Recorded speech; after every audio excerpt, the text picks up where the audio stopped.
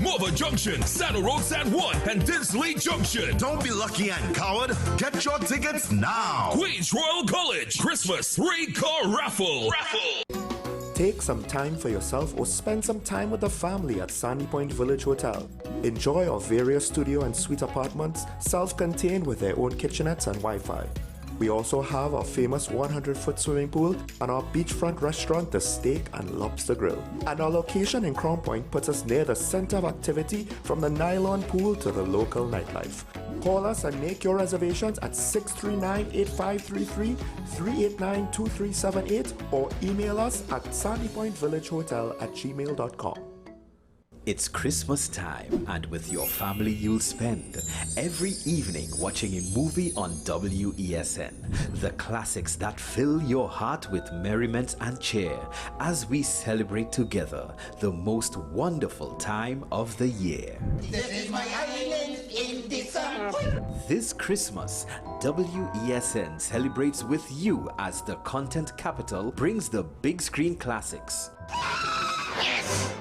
Gather your family and tune in to WESN from December 1st to 31st at 8 p.m. nightly for We Christmas Movie Classics. Santa's coming to town! Santa! Oh my God! Santa here? I know him! I know him! Only on WESN, Content Capital. WESN.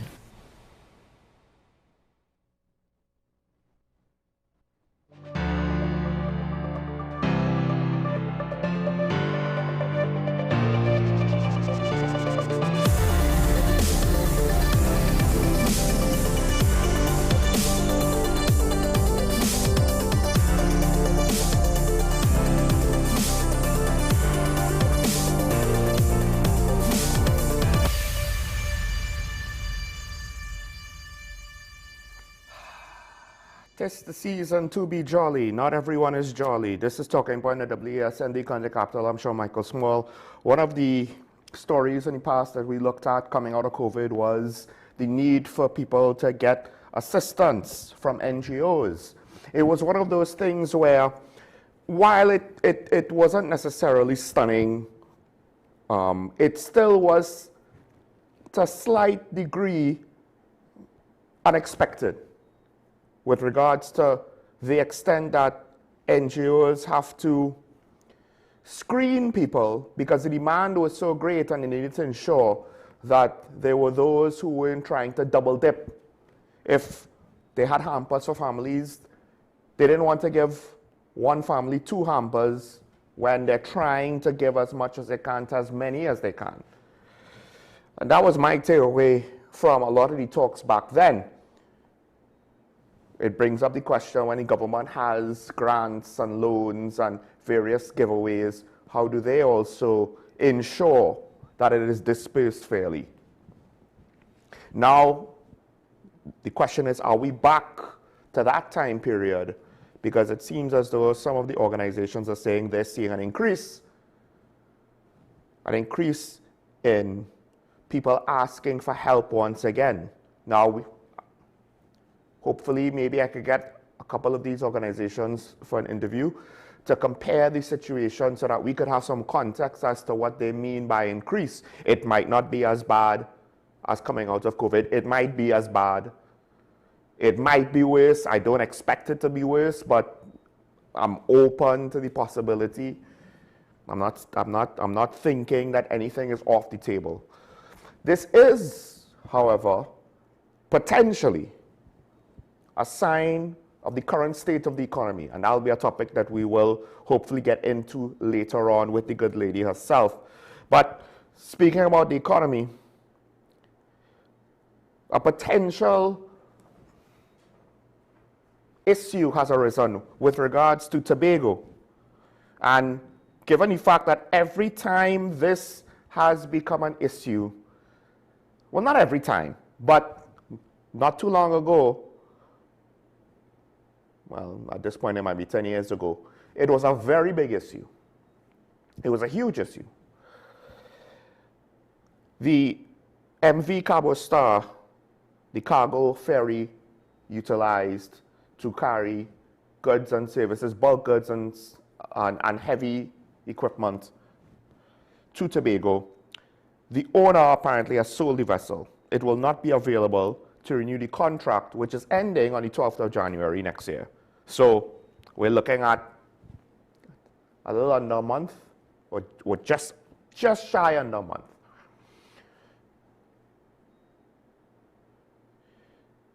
The situation now begs the question, what is the government's plan for this situation?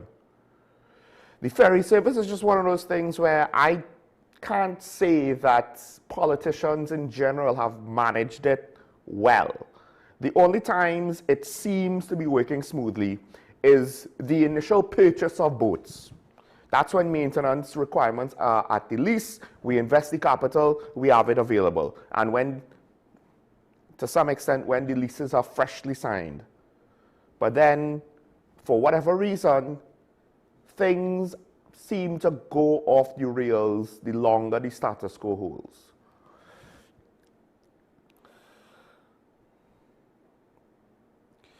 Apparently, according to Minister Jerlene John, there is a procurement process in place that's ongoing now. She did not necessarily indicate when it started.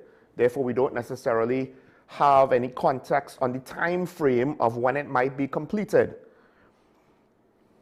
This is one of those things where there's generally or usually not much margin for error at all. And the fallback would be to send goods on the passenger ferries, but that has limited capacity unless you want to limit the passengers going on those boats. So, which I don't know if it will be economical enough. At the end of the day, we need to understand, just because the government owns it doesn't mean that it could be operated for free. It still costs significant amounts of money to run assets like this. It's like people who own their own boat. You own your boat, but operating it is technically not for free. You have to maintain the boat, you have to fuel the boat, you have to repair the boat. And that's why at times, some people might have a boat, but they can't actually afford to make use of it. Now, that situation, when you scale it up to a ferry of that size, it gets exponentially more complex. The timing of this is interesting, as the THA elections are just around the corner. So I'm not sure if this will have any effect, because we won't know what the result is, technically speaking, unless we get an announcement early before the lease is up that a replacement vessel has been found. So we could get the good news early. We probably won't get the bad news until late if the procurement process is not finished before the lease is up, or at the time that the lease is up. And of course, the replacement has to be in position to go. So then, of course, the question is, where are you sourcing it from and how long will it take to get here? So this is just one of those things that makes me nervous, because it's not as though Tobago could just hop in a car, go down the road, and pick up stuff along the east-west corridor if necessary. That's just not how it works, unfortunately. And when you're at the tail end of a supply chain like that, the last thing you could afford is any sort of marginal increase in costs, which it won't necessarily increase costs in the short run, depending on how long this situation may or may not be. Again, we could get early news, January 11th, January the 1st. We got a new cargo boat. Hopefully it's bigger and better. Depending on the situation, it might be a downgrade. We have to wait and see. But given the lack of context on time frame, I am not willing to assume that that is what's most likely to happen. I would probably expect more, that we might have some gap. Hopefully it's small. And that gap would initially not lead to cost increases, but shortages, just because it can't have the same amount of supply. If it goes on for too long, then prices may go up. The question is, will they come back down? Prices rarely ever come back down. The only thing is, if the goods literally cannot sell, that's the time when prices come back down. But you know, as Trinbagonians, it takes a lot for us to change our spending patterns.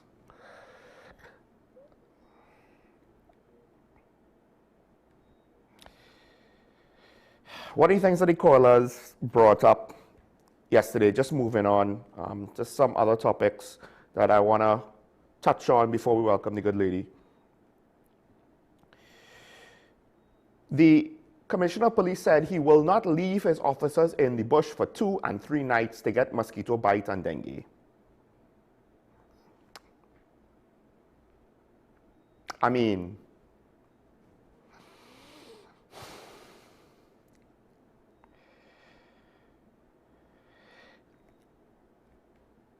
I'm hoping that there's more to it than that. First of all, if you want to portray yourself as these hardened, for lack of a better way to put it, war fighters, operators, right? Because, I mean, the police don't want to come across as soft, but this comes across as soft. Second of all right, no police, that's fine. Don't we have a defense force? Unless you're saying that our defense force, which is supposed to be the military arm, which is supposed to, at least to some degree, have training to go out in the field, in the bush, right? Now, the question is, for a swamp, do you go with the Coast Guard or do you go with the regiment, right? But regardless, it can't be both of them say, no, that terrain is not for us. That's technically not how this works, right? You paid a salary to soldier, to do soldiering, to do soldier things. This is one of those soldier things. Now again, I'm sorry if the Commissioner of Police is more concerned about the creature comforts of his officers than trying to find the owners of $170 million worth of marijuana. That's how it comes across, Mr. Commissioner. I don't know if you know. Like, no offense, but at the very least, you could say something like, given the conditions of the situation, the lack of equipment to deal with the terrain and the environment, it was not necessarily, effective for us to try to, figure out some technical way to not make it sound as if you and your officers are soft. But like I said, there's a defense force. They could do defense force things. That's what they're paid for, not so? So why can they do it? We don't have intelligence arms. Most of the intelligence services are former defense force people. You put 2 and 2 together. That's what they're there for. They are reconnaissance and observation units for militaries around the world. We have difficult terrain points of egress into the country where criminals will hide and stash things and come into the country through various remote beaches, mountain ranges, swamps, etc. Nobody in national security thinks maybe we should have units trained for these types of things to operate in these types of environments. We're not talking about foreign environments, we're talking about local environments. All I hear is excuses for very low-hanging fruit solutions. We're not talking about trying to figure out the Gordian knot here without cutting through it. We're talking about because this is the thing that the Commissioner of Police doesn't understand. His answer isn't just on the question of why didn't they observe this weed stash. Because initially the reports are perhaps there was someone observing the stash, they saw the activity of police and they skedaddled. And that has the question of, well, why were you operating in such a clumsy manner to be detected? But the issue also for the nation and its citizens is that this is always the story. We got a big gun haul. We got a big drug haul. Massive. Look how much guns and drugs we've taken off the street. Was anyone arrested? No. Why? And the answers usually range from poor to outright pathetic. Range from unfortunate to unprofessional. Because listen, if you're going to say 2 and 3 nights to get mosquito bites, I'm not doing it. I am not going to ask my officers to do something like that. That is so beyond the pale. It's this, I guess $170 million worth of marijuana wasn't worth it enough, was it? So how much praise do you really deserve for this haul? Let's not forget, apparently you need the help of the Americans to get it. You couldn't do it on your own. This is your reasoning. So I don't understand. I didn't realize the TTPS was a summer camp for adults. That just happened 12 months a year, and you get paid to do it. Because it comes across as an excuse. And it's the type of excuse where it would have been better if you said nothing at all. Saying nothing comes across better than that. We might get dengue, so we can't do it. What does that mean? So if there was a gunfight, a question, if there's a gunfight, if dengue is such a fearful phenomenon for your officers, when gunfire happens, should we expect the TTPS to be running from the gunfire? Because gunfire is even a bigger danger and threat to human life and comfort than mosquito bites. So if you can't deal with mosquito bites, how are we supposed to expect you to deal with violent criminals? You know what's going to happen now? All of a sudden, all of the street gangs are going to start breeding mosquitoes. Breeding mosquitoes around their drug dens. Why not? We don't need to guard things with lookouts and guns and dogs and cameras. We just need some mosquitoes. The TTPS can't, you know. It's like rock, paper, scissors. Hopefully, police trumps criminal, but mosquitoes trump police, apparently. Just say nothing. This is the second time in about a week or less that the commissioner has said something that he just should not have said. And it would have been better if he literally said nothing at all. It would have been better if he ignored the question, if he ignored the issue. As much as I say transparency, accountability, don't hide things from us that should not be hidden from us. If this is the route you're going, you know what?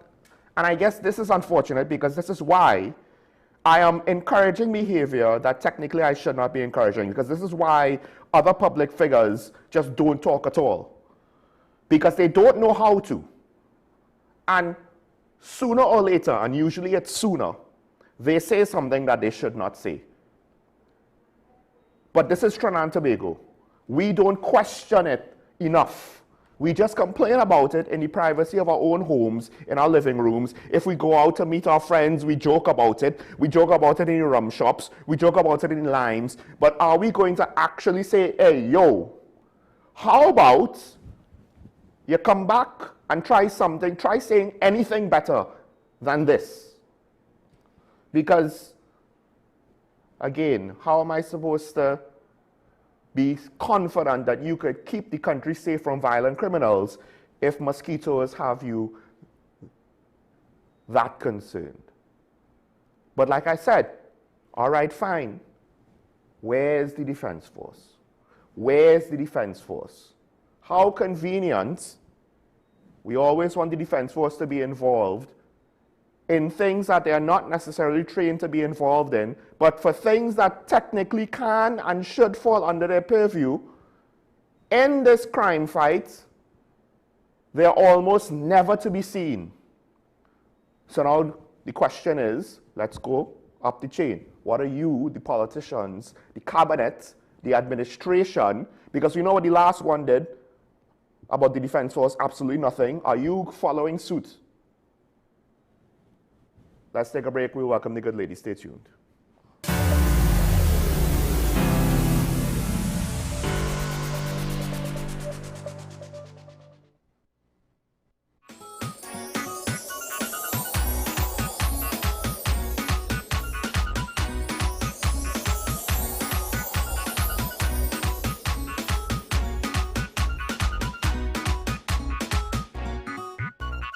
This coming Wednesday, 17th December, is the last day to buy your winning ticket for The Queen's Royal College 3-car raffle. First prize is a luxurious, fully loaded Royal Ride Ford Ranger. Draw date Saturday, December 20th at the school. Tickets only $100. All proceeds for the further uplifting of the school. Tickets available at islandetickets.com. Lewis Appliances, Corner Dragon Road and Edward Street. Caribbean Jewelers, Trent City Mall. Mandarin Mini Mart St. Anne's. A. Moses and Sons, 181 Dragon Road. Quaysay Supermarket, Calcutta Road number 2. Strive Restaurant and Bar, Mukarapa Road. Unique Tire Shop, Gopal Avenue, Diggle Martin. First Priority Music, Gold City Mall. SNSR Food Center, Princesstown. Quaysay Best Price, St. Mary's Junction. Romaines Hardware, Maraval. Cascade Mini Mart. Kelly Supermarket, Diggle Martin Main Road. And at the following NP Quick Shops: Morva Junction, Saddle Road, San Juan, and Dinsley Junction. Don't be lucky and coward. Get your tickets now.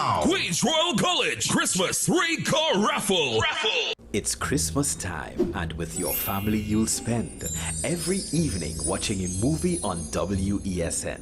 The classics that fill your heart with merriment and cheer as we celebrate together the most wonderful time of the year. This is my island in December. This Christmas, WESN celebrates with you as the content capital brings the big screen classics.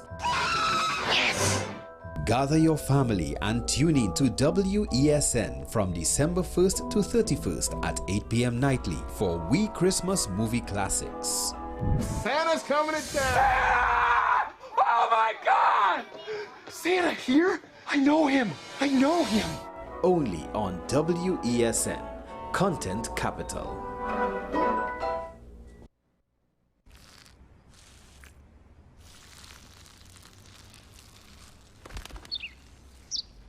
Maybe he landed here totally by coincidence. But if by chance he's admiring your fresh coat of Benjamin Moore soft sky blue, well, that's a pretty high compliment. Coming from an expert.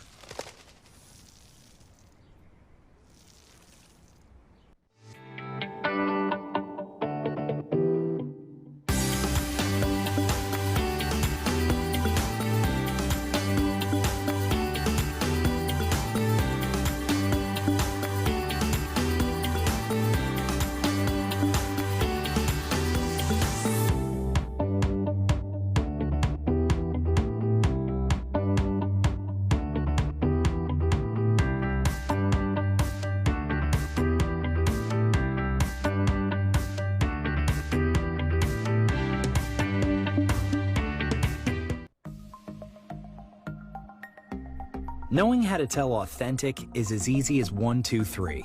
Find it, match it, search it. Step 1. Find the style number on the tag.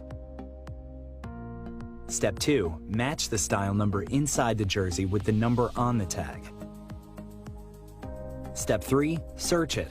A quick Google search of the style number will verify the jersey is authentic when the search results match the jersey being searched. Don't be fooled by counterfeit jerseys. Before you buy, remember to find it, match it, search it. Fan Zone, 2 locations nationwide: Center City Mall, Chaguanas, and Movietown, Port of Spain. Nationwide delivery available. This is Face of Sports, WESN Content Capital. How you felt about the kiss on the lip? That's the business. I'm nothing to do with that. I find that was distasteful. The national senior team, whether you like it or not, that is the model for all other teams to follow. I'm assuming that the regional requirement may be a much stricter requirement. This is not about Pro League and Super League. This is a league run by the normalization committee that I'm responsible for. Nobody expected FIFA to fund this arrangement. If we don't get a professional attitude towards this, we are doomed for failure. You break the balance, trip the leg, control the body. They ain't gonna stand put forever. Why you want the Chiefs to lose so? Why you want the Chiefs to lose so? They already have 2. Lamar don't Why? have. You're jealous because you know the Chiefs getting closer to the Patriots. Let's go to the last part. No, of the game. no. Let's go to the last part.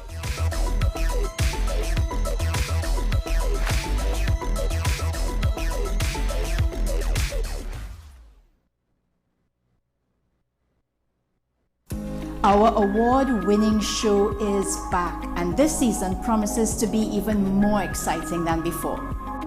What's Up, Doc isn't just a title. It's a call to action for anyone who wants to improve their health and well-being. Join us on this thrilling ride towards better health on WESN Content Capital.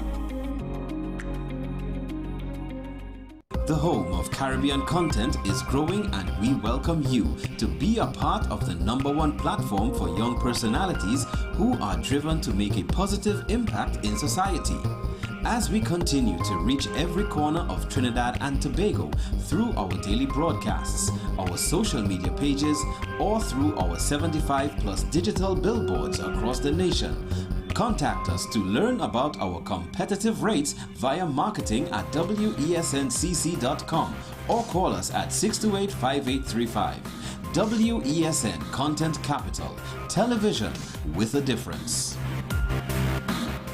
This is 10 Questions. I'm Andy Johnson. The distance from where we should be in the world in going forward on our commitments with climate change. The effects of climate change that cannot be accounted for, it's called loss and damage, and we're seeing loss and damage happening so much more in this decade and the previous decade. The principal term there was this question of the correspondent banking issues. That is why we're trying to build capacity with this country here, Trinidad and Tobago, and other countries in the region. Man is not showing any signs of stopping or even slowing down. More than half of the forest in Trinidad is already gone. All the plants and all the animals and all of the nice clean water and fresh air and everything had to be on this planet for humanity to have a chance. We have small change when it comes to countries that can take decisions, and when they speak, the world listens. The General Assembly is a very democratic forum. And Trinidad and Tobago has the same vote as Canada, in spite of the obvious difference in size.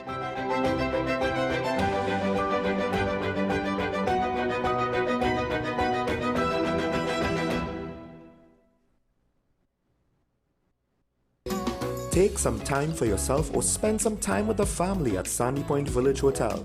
Enjoy our various studio and suite apartments, self-contained with their own kitchenettes and Wi-Fi. We also have our famous 100-foot swimming pool and our beachfront restaurant, the Steak and Lobster Grill. And our location in Crown Point puts us near the center of activity, from the nylon pool to the local nightlife. Call us and make your reservations at 639-8533, 389-2378, or email us at sandypointvillagehotel@gmail.com. We are tackling the hard-hitting topics, some controversial topics, some topics we sweep under the rug. You don't always have to forgive in a relationship for it to move forward. If it is you are in a situation where you forgive the person, but to the detriment of yourself, what are you really doing?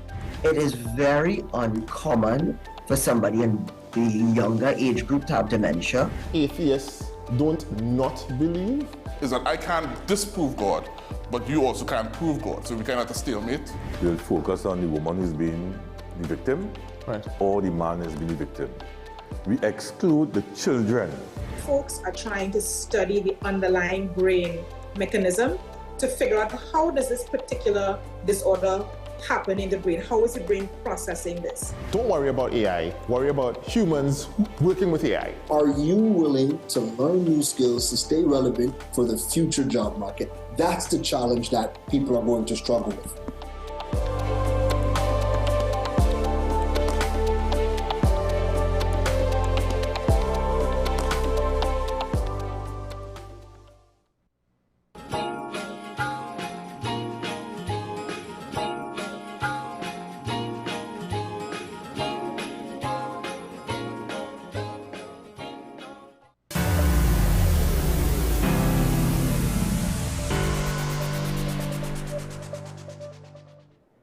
I'm back here on Talking Point the WESN show. Michael Small, joined by the good lady herself, Karen Shishera, to speak about the current situation that apparently we have found ourselves in.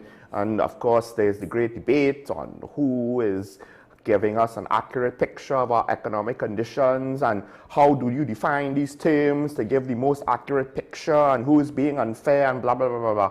But when you just take a step back, take a breath, and look at the entirety of the situation, it doesn't necessarily overall, I don't think you could say, oh, everything is fine. I don't think you could easily make that assumption. So now it begs the question, where are we? What does it look like? Karen, good morning. Good morning to you too, Sean. And yes, it is troubling to say the least. And I think your sub-headline is a good one, meaning that there are mixed messages. And there are mixed messages. We're getting from the central bank, the monetary report, which was published, I think, in November, but became available this month. So we have the central bank monetary report, and of course, we have Standard & Poor's and Moody's. And that is what we really need to look at in terms of investor confidence, especially with that revitalization project that we spoke about. Clearly, we do need investor confidence there.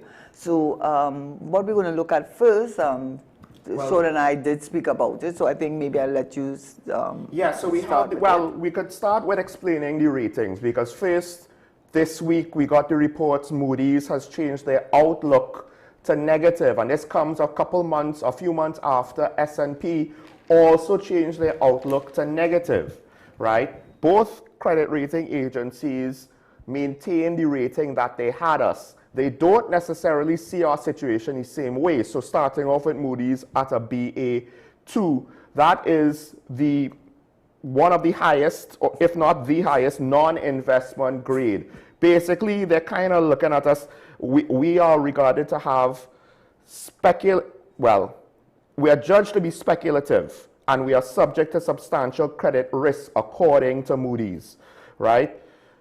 With regards to S&P, they see it slightly better. We are at the lowest of the lowest point, because BBB is the lowest investment grade rating, and then plus or minus gives you an extra scale within those ratings. So when you're at minus, you're at the lowest end of that rating. We are at investment grade quality.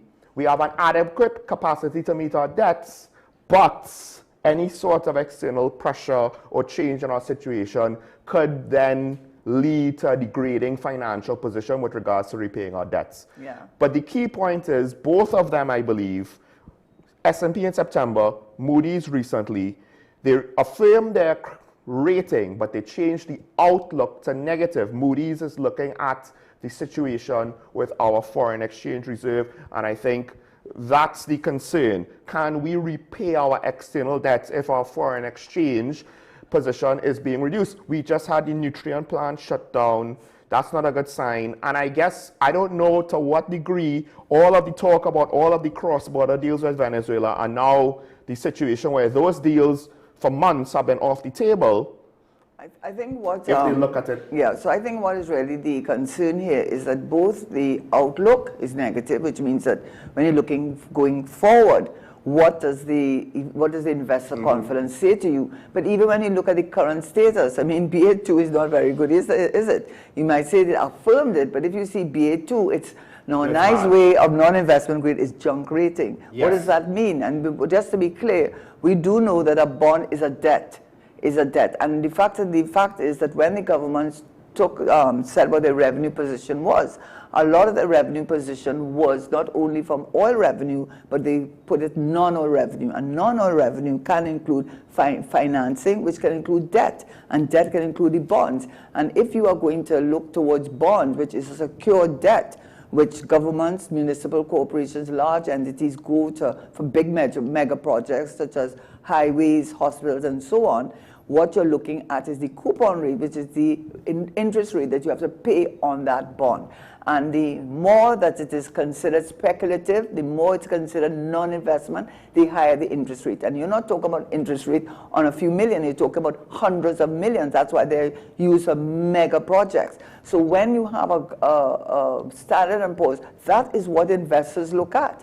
Investors look at what the sovereign debt is. Sovereign debt meaning the government debt. If the government is unable to pay back its debt, or there are concerns that the government can pay back its debt when it becomes due, then higher are the interest rates. So that you have to look at both from the point of view that investor confidence is key, because that means that you will not have the private sector, especially the international investors, rushing to come to Trinidad and Tobago. Clearly not. But also, not only do you have that problem, but you also have the interest rate. The higher the junk bond rating or the non-investment grade rating, the higher will be the the interest or coupon rate. So it's not a good look. And so what we looked at this morning, and Chod and I looked at this morning, why would Trinidad and Tobago find itself in a situation where not only is its rating not a good one, it's definitely not a good one, but the outlook, what you think will happen.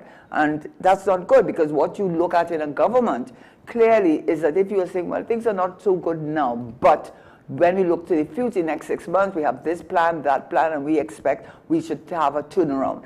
Yes, so that's good, but when you don't even have that, what does it say about your economy? And unfortunately, I know that the government will obviously try to defend its position. Obviously, that is its role, and we have to understand that.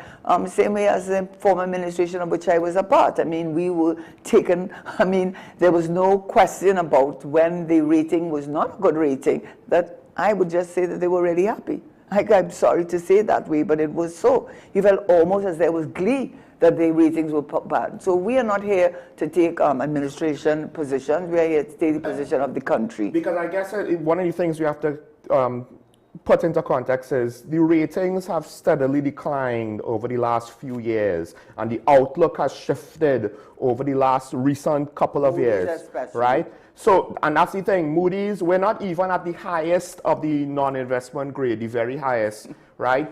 And the outlook's basically, to reiterate what Karen said, Moody's already has us as a non-investment grade, significant risk. We're at the bottom with S&P. So imagine now if we go further at lower on the scale, then both of them will have a negative not a negative outlook, sorry, both of them will have us at non-investment, right? That's right. But Moody's, we're already at non-investment. To go any lower, and the outlook has gone from stable, where that happened before. Standard & Poor's said that we were stable to negative, but Moody's still kept us as stable. Now both of them are saying that the outlook is negative. It seems as though, because we've been at BBB- for a couple of years now, so there's literally nothing left for them to do but to downgrade us further. And then I'm not sure if there's another rating agency who might have us in a similar, not so negative position. But the point is, if Moody's and S&P is basically saying, well, both of us are saying it's bad. And they are the rating agencies, believe it or not. I mean, all due respect to the other rating agencies. Yeah. If you are an investor and you're looking at the climate in the country, you look at certainty, you look at the political climate clearly, you look at the number of factors you do look at, but clearly number one of those factors will be the economic climate. And there's neither, in either situation, based on Standard & Poor's and Moody's, is it good. So what we wanted to do is look back at some of the reasons why perhaps that Moody's and Standard & Poor's would have done what it has achieved or reached. And one of them is the PSA. The Public Service Association, number one, it was not included in the expenditure. Colin Imbert called that out, asked why is there not a line item under the expenditure for PSC 10%. That is a critical omission, because according to what the government has said, it's $3.8 billion that you would have to pay if you were to honor the 10% PSC. So what would that do? Obviously, that goes to your fiscal deficit. So that whole thing about your fiscal deficit not falling below a certain amount, and you, that is this government, giving the impression that it had its, all its ducks lined up, it clearly is not true. And is that omission deliberate, or is it not deliberate? I mean, how could you not have included in your expenditure the $3.8 billion, because it was definitely part of electioneering. There's no question the PSA understood, and you understood, and they understood that the 10% was on the table, and that when your government came into office, if they were voted in, that the 10% was going to be paid, and be paid in cash, and in cash before Christmas. In fact, they did not clarify this, but I would like to say they said the starting point is 10%.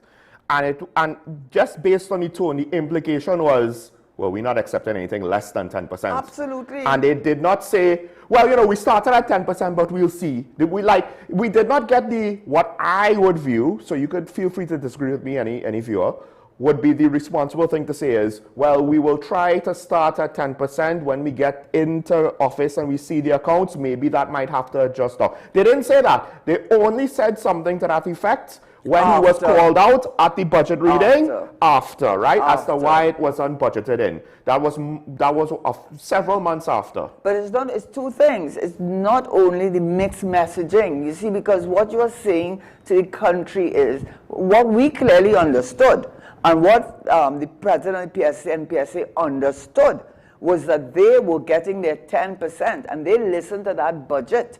And when they listened to that budget, this kind of joy that they showed when the cameras went to PSA, there was absolute joy because they understood that they were getting a 10% in cash before Christmas. And the president of the PSA took a photo opportunity outside Woodford Square with Minister Tanku to promises made, promises kept. There was no question in people's mind, and certainly not in the president of the PSA, that they were getting the 10%, which was equivalent to 3.8 billion. So not only have you not catered for that expenditure in your budget, where you revenue and expenditure, so that's the number one, but two, you clearly listen, how could the whole of the country have understood you, and especially the PSA, have understood you to be saying that you were going to give them the 10%? How could they have understood that to be what you were saying until Colin Imbert asked the question, what about the PSA, where is the line item for that expenditure? And when Minister Tanku is faced with that, he then says, well, we're negotiating, it could be 0%, 2%, 5%. I am sure that when the PSA heard that, that was news to them. And not only that, then you put the CPO, the Chief Personnel Officer, who was governed by the Civil Service Act. You put him in a very difficult situation. You then made it seem as though he was chief, right, and then you had the Prime Minister saying, oh, well, it's a policy directive, it's not really us, it's CPU. That was what you took out, telegraphed to us. And yet, what did you have here? We heard that no, it's not really, no. It's only 10%, not cash before Christmas, you know. Partly in cash and partly in non-cash payments. And then the president of PSA got upset. She said, no, it's the whole amount. So let's just put it this way. If you want to understand why Standard & Poor's and Moody's would look at these things, yes, they will look at that, because guess what?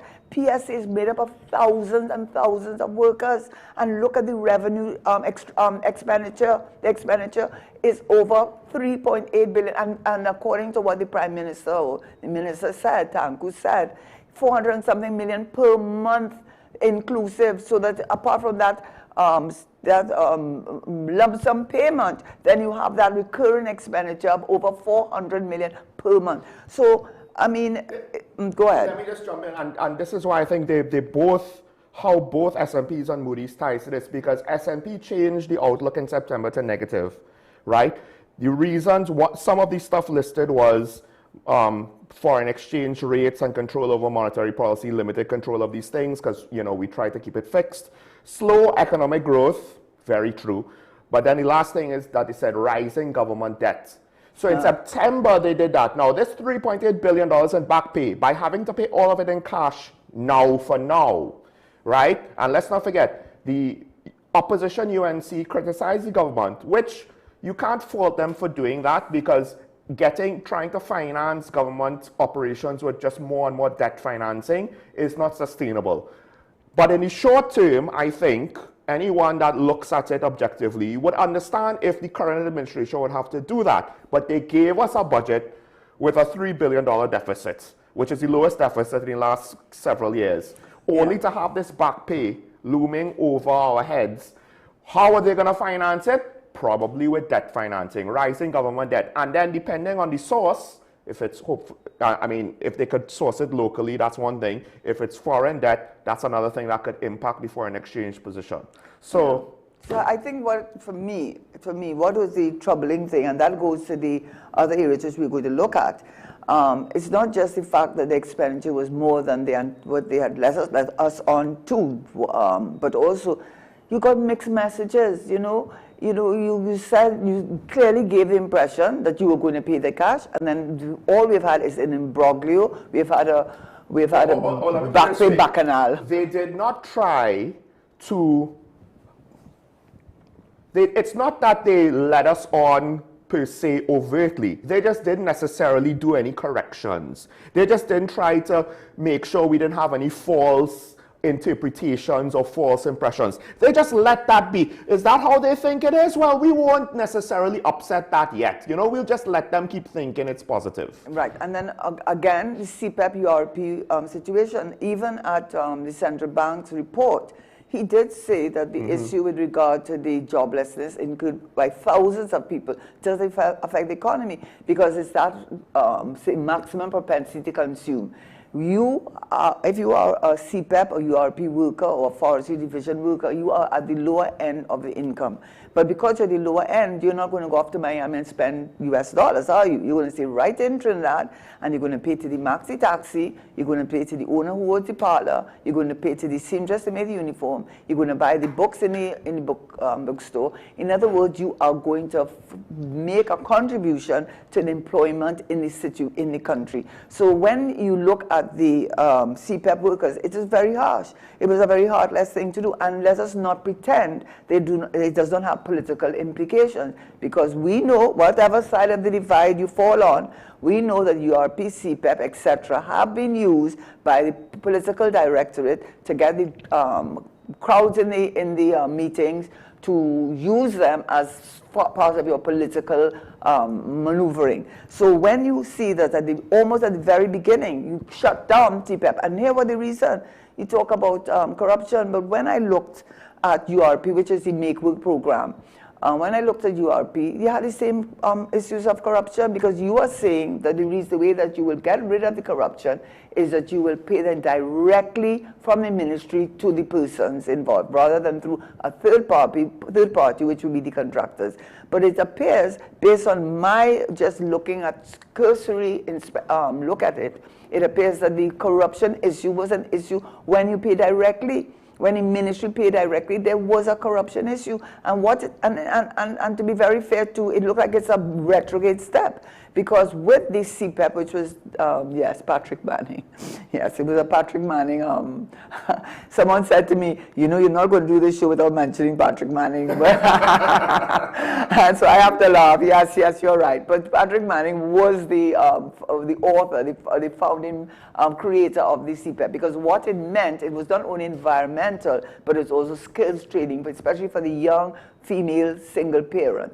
And so when we look at what they replaced it with, they made it just part of, they call it the upkeep of the social spaces, something like that. So upkeep of public spaces. Yeah, something. Upkeep of public spaces. So they made it strictly about cutting grass and cleaning the environment. But the CPEP was more than that. So if you really were serious about that, why shut it down? Shut it down means you're paying, we have fewer workers, because based on the what has been divulged, what has been revealed, it appears that they're going to be, yes, there'll be permanent work, but with the permanent work, there are going to be fewer people who are going to be employed. And what you need is a large cohort of persons who are employed in this program in order to create the productivity, in order to create the employment, in order to create the opportunity. And even the central bank governor did mention that. He did mention the fact that the closing down of the CPEP program has had a negative impact on the economy, because it has reduced the number of persons who are able to contribute to the economy. And by the way, what it struck me is that the United States, there seemed to be what shall I say, there seemed to be some kind of a negative situation, in the sense that they were able to say that the economy was strong, but unemployment was weak. The economy was strong, but the employment was weak. And in the U.S., in the United States, was high. Yes, but the unemployment was high, right, but the economy was strong. Yes. And the reason for that is the wealthy people do not go and open up little shops or small and medium enterprises. They take their money and invest it in stocks and shares. So whilst they are investing in stocks and shares, the persons who are the lower income or the middle income tend to open a business. And if I use an analogy here, then when you're talking about the CPEP workers, not only do they fly off to Miami and spend the US dollars in Miami, which I'm not complaining about that, I'm just saying, but they now do not contribute to the economy in the sense of CPEP workers, yes, or the CPEP workers. No, the CPEP workers do not, because CPEP, no. What I'm saying is, when you look at the maximum propensity to to consume. They spend their money here. No, the maximum propensity, the CPI worker spends their money here. Right. And whereas the person who at the high end goes abroad to Miami and spends his money there and does not help to contribute to our employment. For Americans, the upper class don't have a different country to go to spend their money. So they don't rely for their local economy, right, on the lower income brackets, right, to help deal with a lot of the liquid transactions and cash flow moving goods around. What it says is that when you're at the high end, which is what the maximum propensity to consume says, is when you're at the higher end of the economic bracket, you tend to invest in stocks and shares. Stocks and shares don't necessarily help. So my point is, when our... This is, by the way, this is what Sean and I go through. Yeah, when people in Trinidad and Tobago go abroad to spend their money abroad, the point is that's contributing to their economy, not to ours. Exactly. Right? So, whereas they don't have that problem. They don't have an abroad. They might vacation abroad. They like to go abroad. But they're not buying their consumer products from abroad. They're still buying it from home. Locally, right. So they're contributing to the economy. So that is the CPI. And the problem with the mixed messaging there is that the government has said it's about corruption. But if it's really about corruption, why did we have corruption when the payments were made directly through the ministry, which is the difference? From what I understand, the difference is that the ministry is going to directly employ these people as opposed to having a third party, a company and a contractor employing these persons. I don't see that it makes any real difference. What I do see is that the persons at the lower income, which is thousands and thousands of people, are not getting the opportunity to contribute. Right, because yes, the complaints are ghost gangs. And with ghost gangs, it's because somebody has a contract and they have phantom gangs. But I have been using a similar term ever since this thing went down. What about all the ghost employees in state companies and ministries? They're employed directly. That is exactly it. I heard one anecdotal story years ago in Tobago. Somebody got their renter, right? They're the landlord. They got the person renting from them a job, and they would tell the person, well, you have to come in today because there's a meeting you can't miss.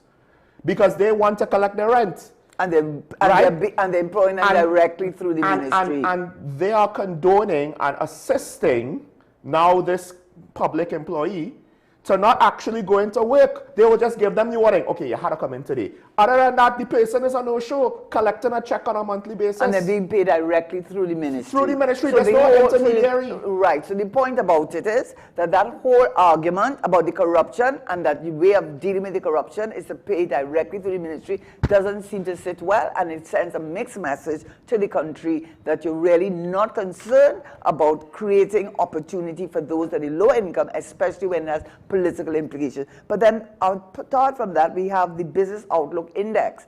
Business Outlook Index, this is the headline. It said the financial condition worsened in the last 6 months. They did a survey, and that was the Trinidad and Tobago Chamber of Commerce with the Arthur Logta School of Business, and they went to the executives, and what the executives said is that they did not feel that there was a positive influence, and there was a lot of uncertainty in the environment. And you know where you can see that is in fact so? The reserve requirement. Now, reserve requirement is what the central bank imposes on banks and says that a certain amount you must keep cash or liquidity or cash in reserve in the event that we need that additional funding. The reason for that is when there's too much cash in the system, too much cash circulating, it's not good because it can affect the inflation rate. So you say you have to have you tighten the liquidity by saying to the banks, listen, we want you to have a reserve requirement of X amount. When the government of the day, in July 2024, they decreased the 14% to 10%. So what did that do? It actually increased the amount of liquidity, amount of cash. In fact, what they said is about $4 billion that was released into the economy so that you could make that available for loans. What the central bank has said, he said initially when that happened, it did increase the loans. But since then, according to the 2025 report from the central bank, it has decelerated considerably across every sector, every private sector. Although there's much more liquidity available, more cash available to lend money, including what we call the repo rate. The repo rate is like the federal rate. It says to the commercial banks, this is the starting point at which you should lend your money. So you have lowered the interest rate, you should make it more attractive for persons to borrow. You have lowered the interest rate, and you have increased the amount of cash or liquidity available in the bank. Though you have those two things happening, the repo rate has remained at 3.50%, which it has been since 2020. You have kept the repo rate low, and you have increased the liquidity, the cash available to the bank, according to the central bank, across every private sector, real estate, every rate, every one of them. He said, although initially there was an increase in lending or borrowing from the private sector, that decelerated sharply within the last few months. So if you are looking at the borrowing of private sector, if you're looking at the Business Outlook Index, which says that when they have interviewed business executives, they have spoken about the uncertainty. When you look at the PSA, where you have said that you all of a sudden you forgot, you omitted the $3.8 billion, which would have affected your expenditure and therefore affected your fiscal deficit position. When you look at the CPEP URP workers and that excuse, and I call it an excuse of corruption, and then coming with another supplementary upkeep of public spaces. I mean, you know, all of these things, I think when you look at all of these things, do not augur well. And then we go to CARICOM. We've had one of the number one, I don't want to get the wrong person, let me not say the person's name, but certainly is a well-respected individual who has said that there is potential of $1.3 billion US available in trade. Trinidad and Tobago is one of the major, if not the major contributor or major investor, so to speak, in the trade within the CARICOM region. We have benefited tremendously. I think 65% of the trade comes towards Trinidad and Tobago. Whatever our products are, we have them in the CARICOM countries. Yet what do we see? We see a minister of government in no uncertain terms going after the Prime Minister of St. Vincent. I don't think we've ever seen that before. I don't think we have ever had a situation where, and you had another minister coming out and saying, when he's saying yellow is the code, and this gentleman coming out and saying that he was mandated to go to St. Vincent, St. Lucia, to send a certain message, which was anti the government of the day. I mean, what do you expect? Many Trinidadians have family in St. Vincent, you know. Many Trinidadians have family in St. Lucia, you know. I mean, what does that say for CARICOM? I mean, apart from the fact that the Prime Minister has clearly not aligned herself with CARICOM, although CARICOM has so many benefits. Even your central bank governor has talked about the CARICOM settlement and payment system that has been such a positive inclusion for a lot of CARICOM countries. I think Bahamas was one of the countries, Barbados was another country that have gotten huge concessionary loans, over $300 million from the African Exim Bank. And as I talk about that, the Exim Bank, you know, I mean, let's be fair. Moody's has come out and said that part of the reason is the Forex, and the Minister Tanko has said that he thinks it's not, to take that very rigid technical definition of foreign exchange is not really, I don't know if the word... Foreign exchange reserves? Foreign exchange reserves. He says to take that rigid definition and exclude the special drawing rights and exclude the HSF. He said if those were included, our foreign exchange reserves position would be better. But I understand it to mean that the HSF has a specific objective. It's a buffer. It's for intergenerational wealth. It's in the event that we should have a crisis in the country, and therefore you use the HSF. And it's not money that is just available just like that. Also the special drawing rights. That is something that is supplemented. Again, it's, as I understand IMF, it, right? the IMF, and as I understand it, again, it's not something that is just available like that.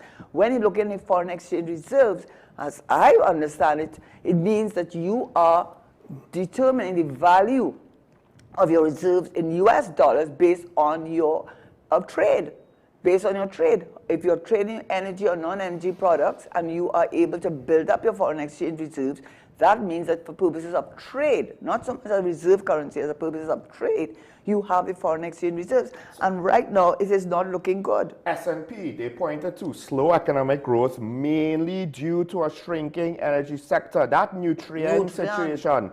Yes. And when Minister of Energy Dr. Rural Munilal said, well, you know what, it's fine because we have more gas for the other plants that don't get enough gas. In my mind, yes, that might sound okay, but you're basically saying shrinkage somehow is fine because you're not solving the problem, you're just having to cut off some of the excess that we could no longer support, and that's a downward trajectory, not a positive, trajectory or an upward trend. It's spin. Not only that, if I am maybe mistaken, but I believe Nutrien has come out very harshly and said it's not 4 billion, which I will say that I assume that it was 4 billion based on the ginger, which gave us 700 million cubic feet, and then you had it was ginger, and the manatee that gave us 600 million cubic feet, and then the ginger that gave us 373 million cubic feet, which would have given us 1 billion cubic feet per day of natural gas. But apparently Nutrien is saying, apart from the 4 billion, they need an additional 2 billion, which comes up to 6 billion. Whoa. Yes, they're saying that's what they're saying. And apart from all of that, they're coming out very strong, Nutrien is a global player in fertilizers, and Nutrien is coming out very, very strong. And do we need that? Do we need to be arguing with Nutrien retroactively? Do you need to be telling them that they need to pay these poor dues that were not payable before, at least the last time that they had negotiated the contract, and then coming later on in the day and saying, well, your port fees are going to be X amount? I don't think that Nutrien has taken that very well. And the impression I get is that Nutrien is looking at options. At least that is what they're telegraphing. Well, think about it. They have a revitalization plan. It sounded nice. Yes, it was does. very grand. Yeah. It seems to be mainly in the conceptual stage, right? We haven't gotten details with regards to the figures, with regards to the costs, with regards to the investment goals, the targets that we need to achieve in order, what we're going to start first, right? They say they're going to start it next year. We don't know which phase they're going to start first. Think about it. Nutrien is an international company. They had 2 plants here, right? They are not necessarily happy with the government right now. Then when you go, they wanted private-public partnerships. They also wanted government-to-government partnerships. Well, listen, you could disagree with CARICOM. You don't have to make an enemy with CARICOM while doing so. Now, I get it.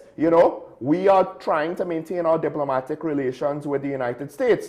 But when other countries, because I doubt we're going to get all of our government-to-government partnerships just from the US. Maybe we will. Maybe they're saying, don't go to Belt and Road, come to us. But usually that's not the case. Usually you will get better terms from other countries because they'll be able to prioritize you more than the Americans. When we are now having, I don't mind taking a stand and taking a side, but it's how you do it, right? Because if you can't maintain your public-private or your relationships with foreign private investment, and you can't maintain your relationship with foreign governments, how and where are we going to get these partnerships for this revitalization plan? And then, of course, by the way, the credit ratings negative outlook, by the time you start, we might end up with an even lower ratings. Both of them might be non-investment grade. So where will be the justification to say it's not that bad? I doubt. So I think what we want to do is just sort of sum up what we see, the Standard & Poor's and the Moody's, what it really means in terms of what their current sovereign rating is and what their outlook is. And by the way, when they come to that sovereign rating, they don't just look at your macroeconomic indicators, which they will look at. They look at your employment, they look at your debt to GDP, they look at your GDP, look at all of those factors. But they also look at the environment in which the government is making those economic decisions. And what I will say is that when you look at the big picture, it is sort of understandable why there is a lack of confidence, there's a level of uncertainty, there's a mixed message, because we have, quite apart from the indicators that we spoke about, we have the central bank termination, and he's suing for wrongful dismissal. We have the Exim Bank, which deals with the foreign exchange, and he's saying, well, I've done all the best I can, but he is obviously being terminated. We also have Nutrien saying to us that they are probably ready to leave because they can go to greener pastures where they are sure of reliable and less expensive natural gas. That's what they have said. Then you have the 20,000 jobs. Where have they materialized? Have they materialized? Then we have the reserve requirement. It's reduced from 14 to 10%, yet we are seeing a deceleration in loans in the private sector. Then we also have, of course, the CPEP and URP situation. So when we look at and the CARICOM, I mean, when did you ever have a government attack another CARICOM country in a way that that has done in this country? I don't think we have ever seen that before. It's disgraceful, really. I mean, even if it was one of the ministers, he was doing it not as an influencer, he was doing it as a cabinet minister, and he was not corrected. In fact, when concerns were brought to the attention of the government, Minister Padarat, I think, he said, no, what is wrong? If he wants to say yellow the code, he could say yellow the code. I mean, do you think people believe you? Do you think people believe you with the PSA? Do you think people believe you with the CPEP? Do you think people believe you with the 20,000 jobs? That is what you're doing. You have sent mixed messages to the government, and those mixed messages are clearly reflected in the Business Outlook Index, where they are saying that there's a level of uncertainty. They are saying... Well, continue.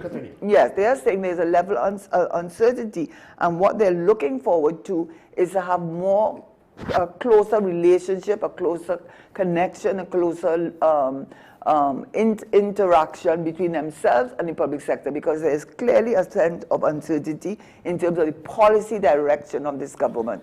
And that is, in my respectful opinion, and I believe that is shown also, the reason why the Standard & Poor's and Moody's has said what they have said, both in terms of our current position as well as the outlook being negative. Now, is it fair to say that the regional instability or uncertainty with regards to Venezuela potentially did not affect the ratings, because neither one cited anything to do with that? However, let's just say it didn't. The fact of the matter is that could also be an area where our economy will be negatively impacted. We don't necessarily know by which means or how. So that is also something to consider, that the other shoe might be yet to drop. Yes, there'll be other things like the politics and violence and instability and stuff, but all of that could have an economic impact, right? And now what we'll have to probably, for many of us, we have to wait for hindsight when the dust settles so we could see the full effects. The Prime Minister is obviously allying with America, hopefully to try to get certain things. One of the things we got was the relief with the tariffs, right, on certain products. That was an economic benefit. Depending on what happens with Venezuela, we may get access to certain gas fields in the future. That might be an economic benefit. But then, of course, you have to juxtapose that with what is the fallout from the negative, unforeseen consequences of what might happen and how that would affect our economy. You have also said, as you're talking about the Venezuela, United States, again, the uncertainty.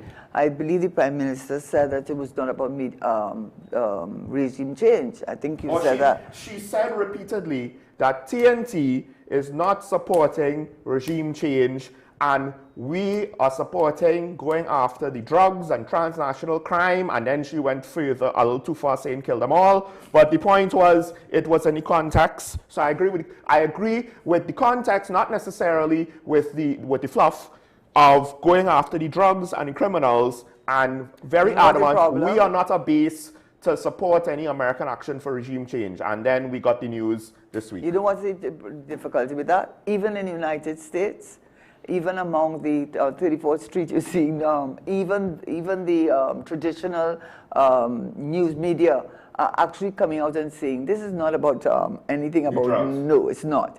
I mean, we have reached a point where it is about media, about regime change. So that's another issue that the Prime Minister has, because she has a problem with the radar. The radar's, you know, it's just, there's so many areas in which what the Prime Minister says, the radar's there to fix roads.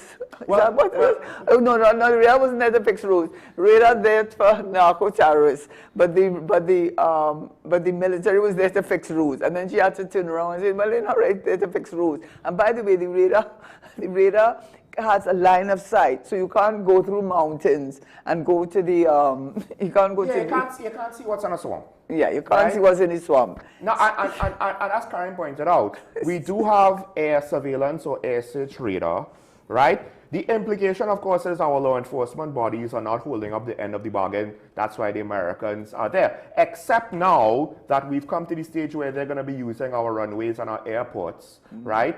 We don't need more American troops to deal with pirogues and marijuana in the Caroni swamp, right? We have our money line. We'll take the call. Good morning, caller. You on here? Good morning to you and Ms. Nancy Shell. Morning. Morning. Morning. Now, my question to you is, for me, the outlook is worse than negative.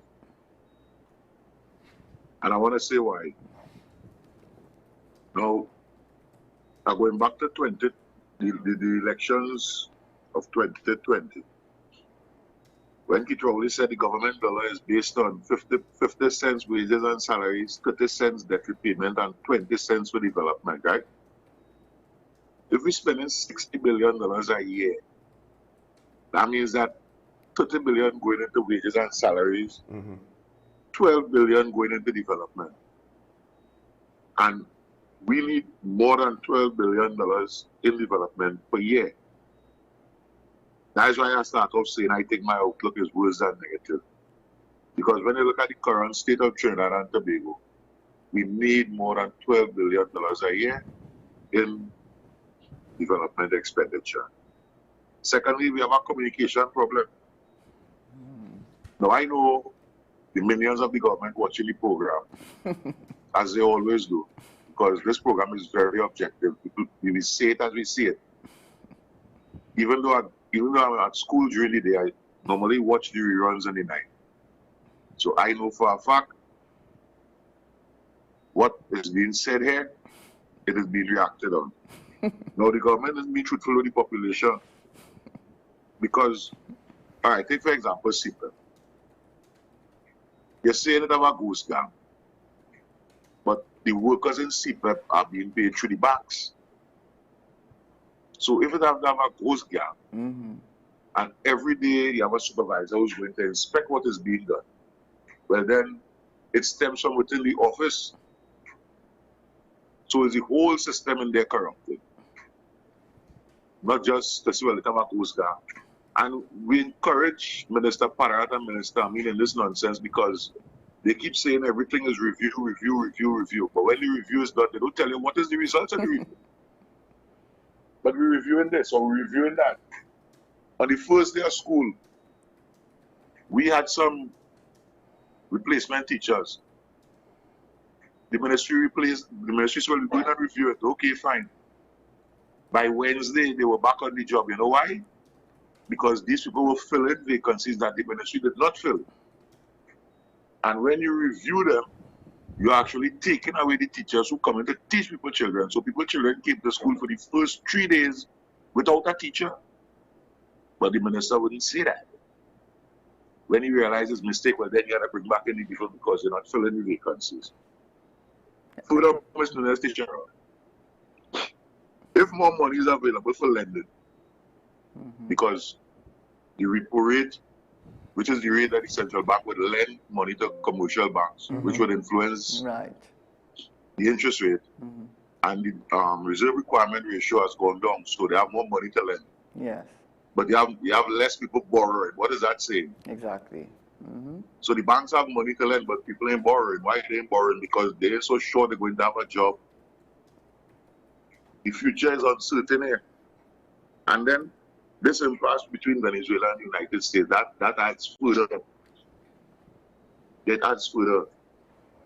But Sean, I want to leave you with this. Yeah. Because the United States have a debt of $38 trillion. The Japanese have $1 trillion in bearer bonds, which they willing to dispose of because they realize that they will not be paid. And when you look at these investment rating companies, I think it's a scam to keep the Americans where they are, being the biggest debtors in the world, and everybody else trying to fall in line. But going forward, what I think my government should do is to start a plan from the ground up. So as San Fernando said yesterday, and I am saying today, part of our problem, we must be able to feed ourselves. That is true. We must be able to utilize the resources that we have. That's true. Take the same CPE people, all of them currently have 77,000 acres of land. Instead of giving the land to farmers to say, well, this is part of your severance. You're the former colony workers. This is part of your severance. And then they look at the sell the land. Plan the thing. Let us invest in livestock, in agriculture. I'll have to ask you to that end way there we'll be saving imports and we'll be making money. Have a good day, stay safe, and I'll come up later that callers get a chance to Yes, come. thank you, caller. We have Shagonas waiting on the line. We'll take the call quick. Good morning, caller, you on the air. Yeah, I wanted to ask Garrett something. I think she said that the public service pension is a non-contributory pension. Is that true? That's true. That is not so. I'm telling you. If you work in the public service and you're not entitled to a pension, you get a gratuity when you finish your contract. Public servants don't get that, and the reason for it is that they are paid a net salary that is after the deduction. Because that amount of gratuity, the people who are not entitled to pension get, they don't get it. That is what I was told when I was in the public service. Okay. What I understand with the gratuity is for contract workers. If you are a contract worker, at the end of your contract period, you get a gratuity is paid to you. But when I was in office as Minister of Finance, we had brought in a Canadian consulting firm to come and advise us on the issue regard to the non-contributory pension scheme that we have in Trinidad and Tobago. Why they bring in somebody from outside where they have the public service there? Well, I mean, let's put it this way, caller. Look at how the public service has been managed by us recently. Not only that. Sorry, I didn't realize you were still on the line. I would not have intervened. But what I was saying to you is that we did get a firm from Canada to come and give us consult, which is what we do all the time. I mean, every government does that. If you have specialists in an area, and they did have that special. Why is that report hidden? Why is that? Report that the Canadian. Well, then there you go. Then you have to ask that question, because the first caller, which I was happy to hear that, and I thank him very, very much, because I do believe that is true, that they do listen to what we do say, because we are fair and we are objective and we are data driven. That is true, because we do not have, we do not support, at least as far as I am aware, any party, but we do support Trinidad and Tobago. So in supporting Trinidad and Tobago, we try always to be responsible in whatever we say. So when I say that we do not have a contributory pension scheme, that is based on the experience I had when we brought in these, I can't remember the name of the company, but they were consultants and they were looking at how could we implement that. Would we have them pay X amount, and then we realized that politically it was not going to be a good look. But every other country, as far as I am concerned, you can look it up right now. Sean, you can look it up right now. Does Trinidad and Tobago have a contributory pension scheme for public servants? No, they do not. Yes, they do have gratuity. Okay, I heard what you said, and I don't know if we can continue.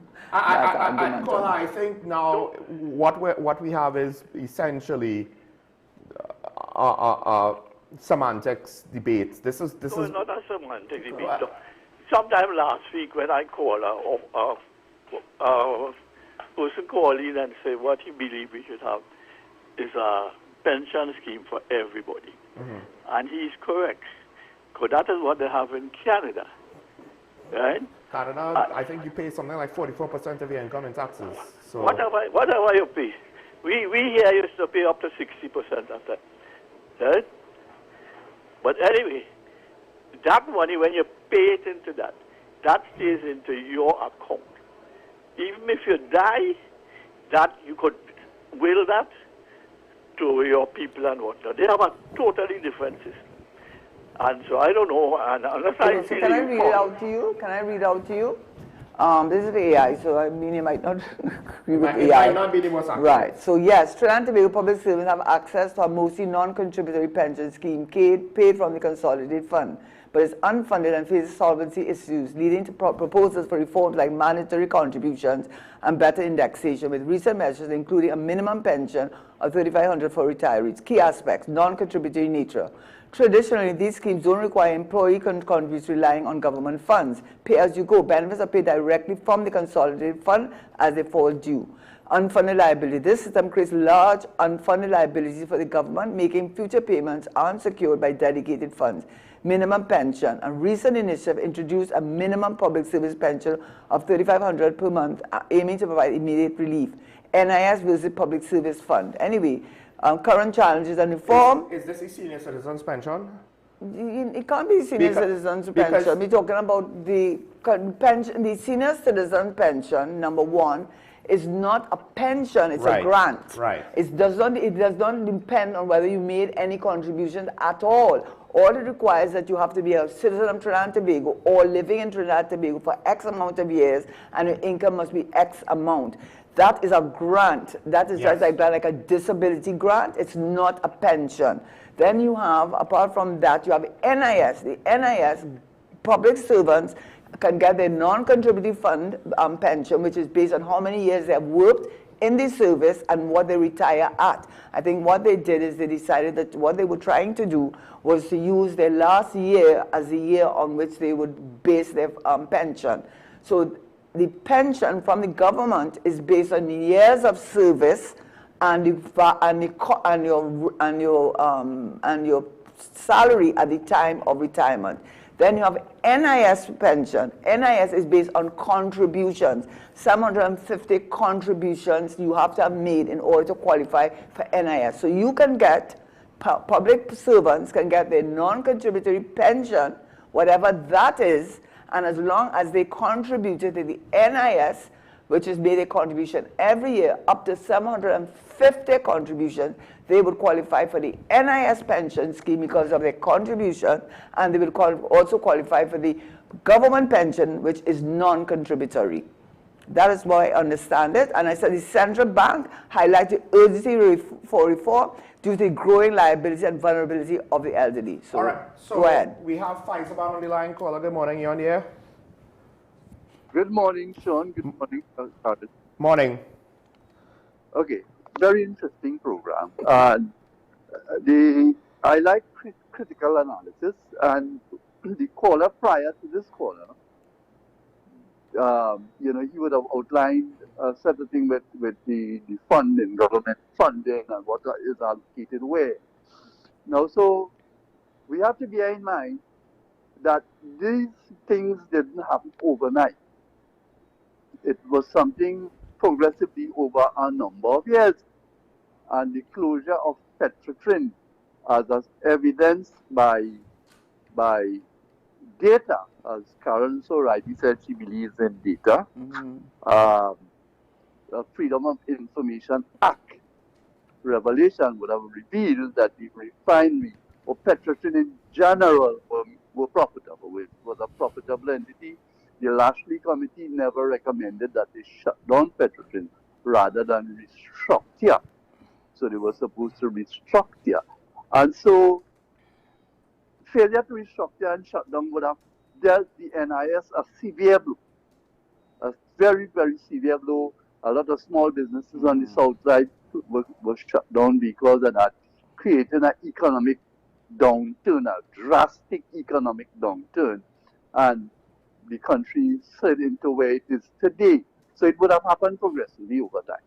And this government, yes, they would make mistakes as they go along, but I think once they do not squander the money, once we do not have evidence that the money is being squandered and misplaced, they can make some errors and hopefully that they would correct it.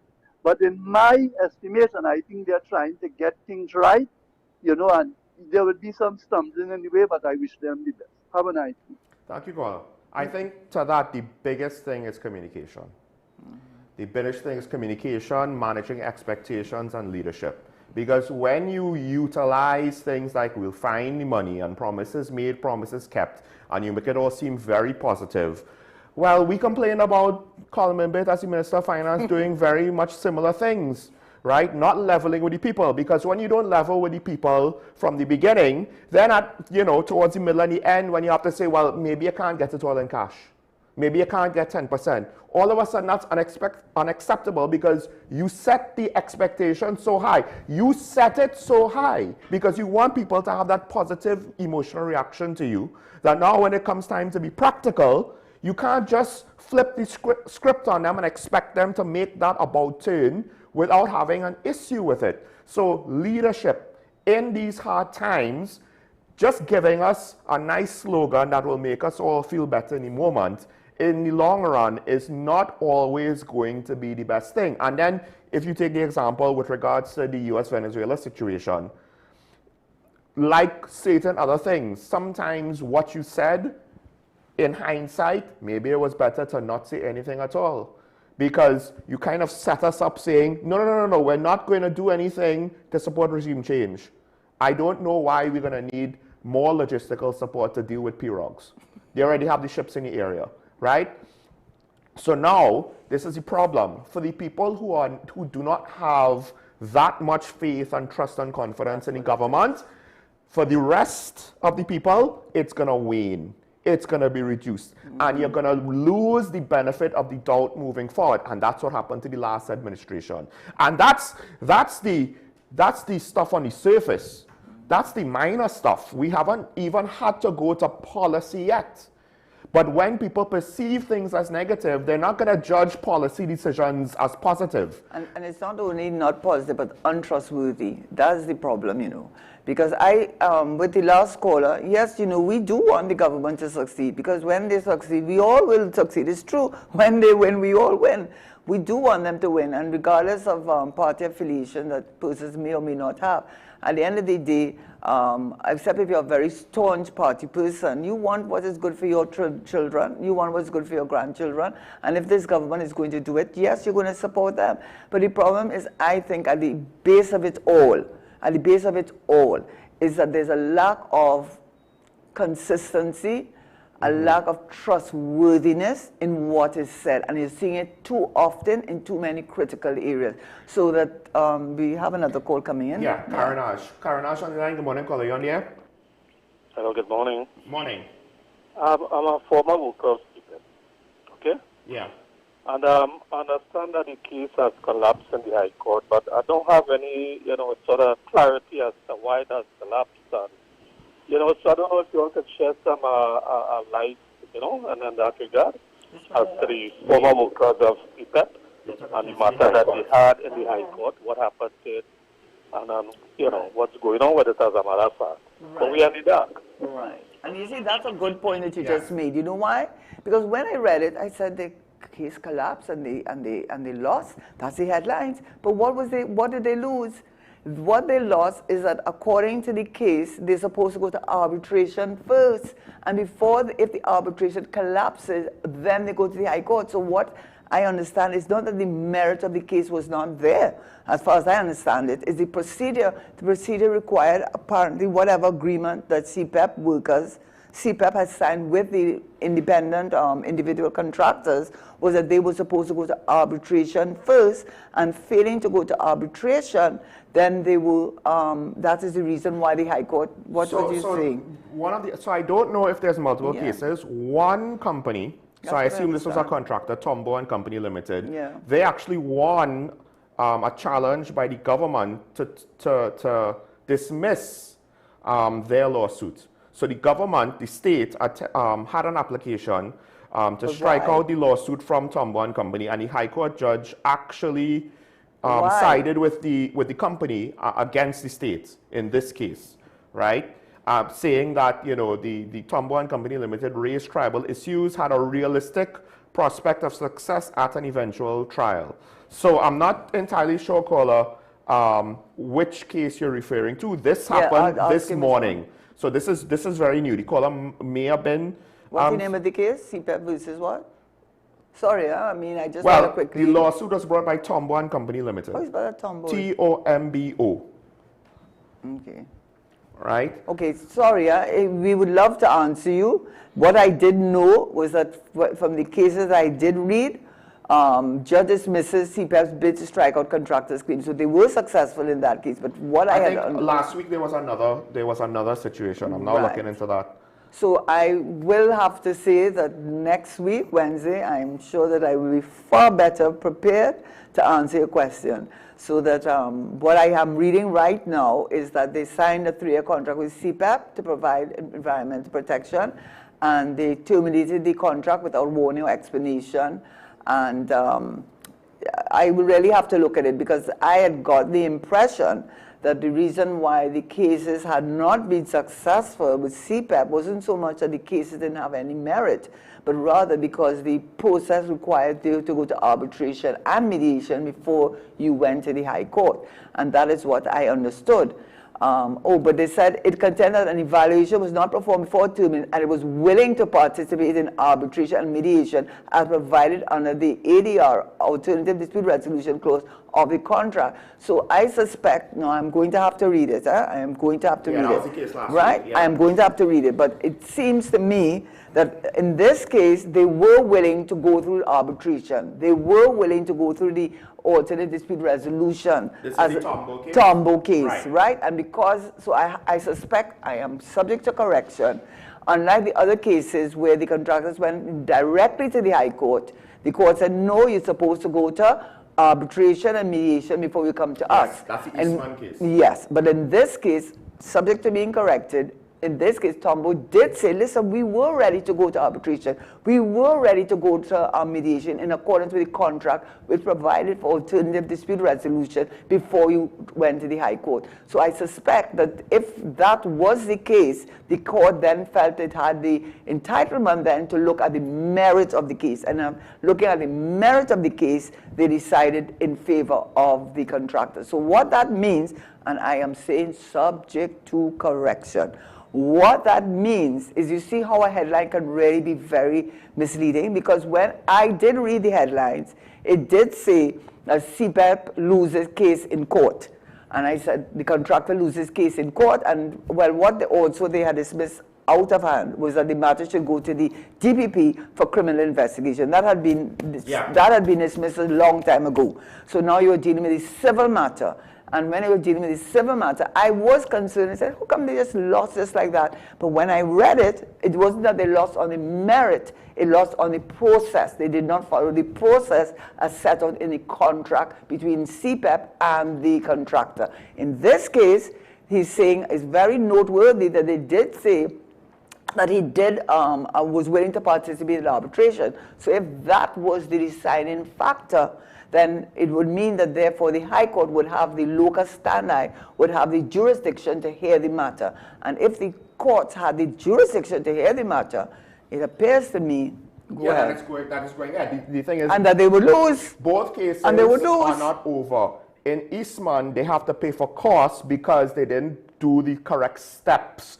But I don't believe, correct me if I'm wrong, that means that they lost the case. No. They just procedurally were wrong. So as a correction, with regards to the proceedings, to determine that they were procedurally wrong, they have to pay the state's cost. But legal action could still go forward overall with CPAP. CPAP is not cleared. And not only that, again, I am subject to correction, because I'm now reading it for the first time. But when you're looking for summary judgment, you have to be pretty strong on a summary judgment, because what you're saying is, listen, you don't have to go through a trial of this case, you know. The facts are so compelling that if we were to get this matter and go to trial, summary, you're not going to hear the trial of the matter, but you are so compelling. You know what you use that usually? In a case where you borrow money from a bank. When the bank sets all its documents to show that you borrowed X amount and you fail to pay it back, that's when they use summary judgment. So when you hear that they have a realistic prospect of success, that means that they will give you summary judgment, which means that your case is pretty strong. Because I'm reading here, Justice Muhammad ruled that Tombo had raised triable issues in his case and that had a realistic prospect of success at an eventual trial. So when you are successful and you do not get summary judgment against you, it means that the court has said, we are satisfied that the case that Tombo has is sufficiently strong, is sufficiently compelling that he can go to trial with the matter. And so I'm sorry if I haven't answered your question better than I have, but I hope I will do so next week. Don't despair. It seems as though they now start. We have Claxton Bay on the line. Good morning, caller. You on there? Yeah, hi. Good morning. Morning, morning. Yeah, Mr. Sharon, I'm Sean. Hey, you know, sometimes Sean, I know that you're in favor of this government. Maybe Mr. Sharon too, but the point is that here what's going on. You know, Patrick Manning had said once, he said, hear what he said. He said, show me a liar and I will show you a thief. This government come in with so much a lie and propaganda. You understand that all will be seen and all will be trying to shelter. They cannot come out and tell the people, hey, we come and we meet a place that didn't have no money. All we doing is playing the blame game. All we doing is blaming. But they know very well that they didn't have money, you know. But because they want power is something else, and they always tell you that people who anxious the power, so you don't give them. But you know what? You see the media is part of the responsibility to the people by giving them the wrong concept and trying to tell the people, demonize. You know, this is the second time I see that this government was able to demonize Stuart Young and Keith Rowley, Patrick Manning. They do the same thing, demonize them and make people believe that they're doing the wrong thing when it's the right thing they're doing. You have to ask yourself, what does the people really want in this country? What you want? You understand?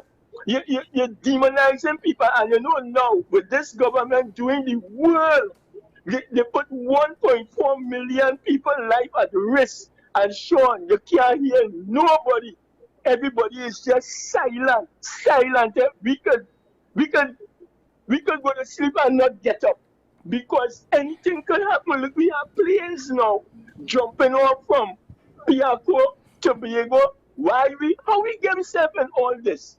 Just recently, a plane from Curacao nearly crashed. That is a passenger jet line, nearly crashed with one of them U.S. planes. Our airspace is not for military thing. And how come nobody is seeing that? Okay. We're not supposed to be doing that. How we be allowing all these things to happen, Sean? How? And the media not coming out and saying nothing about it. Thank you. Thank you, caller. First of all, this is one of my issues with this issue. This is one of my pet peeves with this issue. And it's similar to COVID. Because one of the things with COVID is I stopped following politics because it became very apparent to me that the stances were purely political and not objective. No one was really trying to follow the science. They were just trying to follow whatever science suited them for their agenda. On this issue, and I am, in Karen's case, not using this as a legal term, but subject to correction, to borrow a phrase, it seems as though if you are a UNC supporter, you're pro-America, pro-reader, pro-intervention, pro-everything. If you're a PNM supporter, you're pro-peace, anti-war, anti-reader, anti-America, anti-everything. And generally speaking, statements like we are not supposed to allow all of this from happening here. Like, I, to some degree, understand why you have to put it like that, but think about it. What has happened here that we are not to allow? Let's not forget the PNM signed the SOFA agreement. The PNM signed the not just the SOFA agreement, but the indefinite, from what I understand, we had to renew it. you know, period to period. Yes. And the last one that Dr. Keith Rowley signed was an indefinite agreement, which speaks to situations like this. I mean, this is the benign version of SOFA, right? That's point number one. Point number two, Stuart Young and Dr. Keith Rowley have multiple controversies that they have not fully explained, answered for, or given us a resolution for. Now, to be fair, the current administration does not seem to be any closer to trying to find any truth behind any of those matters either, which in and of itself is a whole separate issue that I don't view as positively. But to say that they were doing all the right things, then I'll give you this, because like this government, as a citizen of Trinidad and Tobago, I will support the government when reasonable. Right? Usually when you have things like Brent Thomas and the merit lists and the Auditor General, it's very hard to support the government. It's very hard, I'm sorry, right? Now, I say similar things about this government as I did about that last government, right? I have similar issues with regards to communication. And like the last government, because there were many times when we wanted to support the PNM in government, and we were unfortunately proven to be incorrect and disappointed. As Karen said, we don't want the governments of the day to fail. If they fail, we fail. As citizens of TNT, I support every government that we have, but of course, I'm not supporting them blindly. But what I'm not doing is politically being loyal to any singular party. And I agree with you. I mean, I think one of your callers did say this, that we are objective, and they listen to us. Yes, they do listen to us, because we do try to be objective. And, you know, for Claxon Bay, for Claxon Bay to make the statement that we have been put into life, and we have been put into danger by this government. The SOFA agreement, which was signed in December 2024, was signed by Keith Rowley. Now, it never said, and that's where the semantics comes in, it never said at any point in time that they could use Trinidad and Tobago as a point of invasion or the point of but what they could do is they could land their military planes here, right. They could land their military personnel, and that if Guyana or Venezuela was at risk, that they would be able to land their military here. But I don't think that they ever said that they could start their war or to start their military intervention from Trinidad and Tobago. Anyway, the point I'm making is this. If you are going to condemn the UNC, which then you have to condemn the PNM, because when Dr. Rowley was asked about that SOFA amended agreement, which as Sean has said, was done there was no end date to it. It did include those provisions that are happening right now, that the military is allowed to land here, that the planes are allowed to land here. That is what I understood. And let's look up SOFA amendment. I mean, SOFA 2024. We have San Fernando in line, so while we do that, we'll take the call. San Fernando, good morning. You're on here. Good morning, Sean. Good morning, Karen. Morning. Morning. You know, I just want to continue in the vein I started yesterday, Sean, when I spoke about the what you call it, the livestock industry. No, the livestock industry. I'm not going down that road. Right. Enough is said about that. I don't want to hear nothing about radar. I am. You're radar out. Yes, well said. You know, another industry, Sean, in the livestock industry that we are right, but we are not seeing. In Trinidad and Tobago, we eat a lot of poultry. We have a lot of poultry farmers. We have a lot of a lot of contract farmers. But we don't produce the eggs for our poultry industry. We don't. We import those eggs. Those eggs are flown in. A lot of them are bought from a Jamaican company operating out of the U.S. And for years this has been going on, and I can't see the reason why we have not started our own production industry to produce broiler eggs for our industry, because we eat millions. After Jamaica, the biggest poultry eater in the Caribbean is Trinidad and Tobago. And so that's another industry that we are overlooking. even our table eggs, we don't produce enough, and we import table eggs. So I am hoping I see some concentration on the livestock industry or some statement. We're going to get more involved in that as soon as the new year comes, because these are the low-hanging fruits, Sean, that I am talking about. That nobody seems to want to discuss, because, as I say, there are certain people in the industry that make the money and continue to make the money because they are the importers. Have a good day, Karen and Sean. Thank you, caller. Now, I'll try and be quick to respond to that. One of the things that CARICOM is, it gives us access to a larger market so we could scale up our operations. The question will come in, do we do transactions in US dollars? Do we do transactions with our own currency?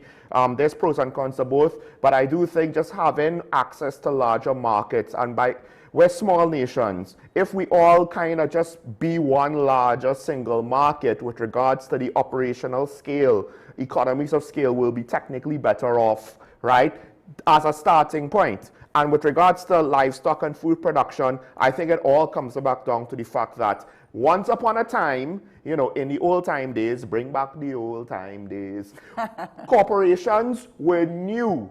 And they were created by entrepreneurs with innovation and vision and spirit. And then what happened was, big money just brought up everything and devolved everything into, well, they're risk averse. They don't make new businesses, they buy businesses, right? Somebody else takes the risk. And also, what's the business model that we follow? We import to sell. So why are we kind of surprised when they do that, not just for retail finished products, but even for animal agriculture? That's the model, right? Import the raw materials to sell. We don't actually take the risk of a manufacturing process here, because what if something goes wrong and they get bird flu and we're out of money? That's too much for us. We're not that entrepreneurial when it comes to the private sector in TNT, at least not anymore. That's well put, actually, and that brings us to the issue with the Exim Bank. I mean, yes, you're talking about the poultry, and as the Exim Bank data showed, a tremendous amount of US dollars, which is concessionary loans, are given to the poultry division, and particularly Nutrimix. I do think Nutrimix brings in hatcheries. They do have hatcheries that operate. Not so, Sean? Yeah, but the hatcheries would... The little chickens. Yeah, but that still, I believe, still comes, the eggs for those comes from abroad. That's the implication. The problem with that is, and I don't want to really go on too much about it, is that when you're dealing with foreign exchange and you have a significant scarcity of foreign exchange, are we going to put the foreign exchange into the areas or sectors in the economy that I've just used for local consumption? And not only are they for local consumption, but they're used for the fast food franchises, which contribute to national, the NCDs, the non-communicable diseases. So when you have a limited amount of foreign exchange, yes, I understand what you're saying about the eggs, and we should import the eggs so that we could, from the eggs, we could have the hatchlings, and from the hatchlings, grow our own chickens. But the issue with it is, do you have sufficient foreign exchange in order to be able to give that level of commitment, so to speak, to that initial investment? Yes, do you have that? And the problem with that, unfortunately, is that a lot of the chicken, because you use example of chicken, a lot of the chicken that we produce in Trinidad is for local consumption, and it is for the fast food franchises, which are a main contributor to the non-communicable diseases such as hypertension, such as high blood pressure, cardiovascular diseases. So I think you have to weigh it in terms of how much of your foreign exchange are you going to allocate to a business that is really not export-driven, not foreign exchange-driven, and also probably contributing to your health issues in your country, including productivity. As the studies have shown, I think Dr. Theodore has done some of these studies and has shown that when you look at the type of diet that persons who are who purchase the fast food, purchase from the fast food franchises, when you look at their diet, those are the persons who suffer from a lot of the illnesses that cause them to reduce their productivity in the country. So it really is a... All right, no, we have some comments to get through as we're just about running out of time. Caribbean should get together and have a shipbuilding yard. Potentially, but with regards to what types of ships, right? Because right now with cargo ships, they're getting so huge that even for American ports, they can't facilitate some of the large cargo ships that you would see in Europe and Southeast Asia. So it depends on what you're doing it for. That needs to be spelled out a bit more. Let's go to the next list further. We must start by growing up children the right way. Well, I mean, that's a long topic. I don't disagree with that. All government should have a banking facility to truly save the citizens. Private financial institutions will follow. Technically, don't we have a government-controlled or owned bank in FCB? I could be wrong about that on the specifics. Government should pay the unemployed a monthly entitlement. No, that will encourage people to remain unemployed, right? That doesn't work. Just look at America. They did that with regards to COVID, and people just stayed not working. Generally speaking, and it could be less than a salary, and people will still not work, even if it is less than a salary. People opt to go into the public sector so that they could barely work. Not all, some of them do not get the same pay that private sector employees do. I do think for teachers, though, that might not be the case. The unemployed should also be paying national insurance from their monthly entitlement payment. Well, again, you know, it's kind of like which comes first, the chicken and the egg. How can you tax yourself in order to get to prosperity? That usually is not a good idea. All right, I just want to close with this. Back to what we were saying with regards to the current administration. One of the issues I pointed out was communication. One of the issues also, I think, is how they do things. And Karen was alluding to that with regards to CPEP. You did a thing, and you did not have the follow-up plan ready to go. You didn't explain how do we intend to fill the hole. Because regardless of whether the money was corruptly being distributed or fairly being distributed, the point is the economy had access to that money. And now it's out of circulation. And yes, I understand fixing a thing. Same thing with banning fetes on certain venues. All right, okay, let's just go with you're fixing a problem. But the economic impact, you have to account for it. I'm not saying don't do your fix, you know. I'm saying do your fix and have your explain it and have your follow through. And the problem is we're not having that. Now the economic fallout for banning the fetes, at the end of the day, it shouldn't be that big. But when you combine it with the effects on tourism during the uncertainty of the current situation, the effect of the high propensity to consume, the low-income workers being reduced, the workforce, the alcohol rates going up, right? You're seeing a lot of little things nibbling away at the momentum of the economy at the same time when we also have an issue with watching our credit ratings potentially get worse within the next 12-month period, right? And both of them, I believe, were pointing to the fact that, yeah, you have oil and gas projects. That's 2027. Good luck next year in 2026. So at the end of the day, what does it come down to? What do you say? Explain, right? Explain, definitely. Communication. That's the first step. That does not require significant financial investment. That does not require significant, you know, effort to implement. It is literally just communicating with us better. Because do they want to, though? That's the point, though. Can they?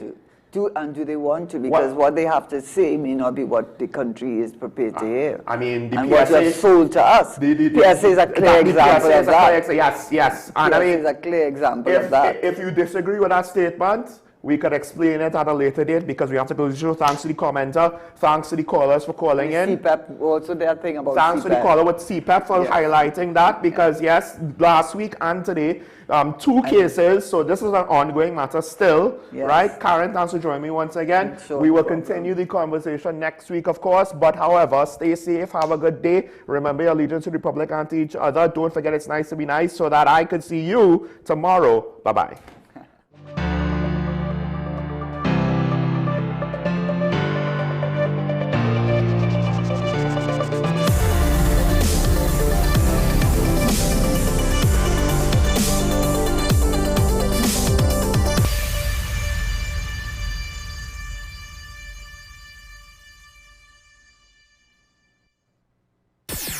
WESN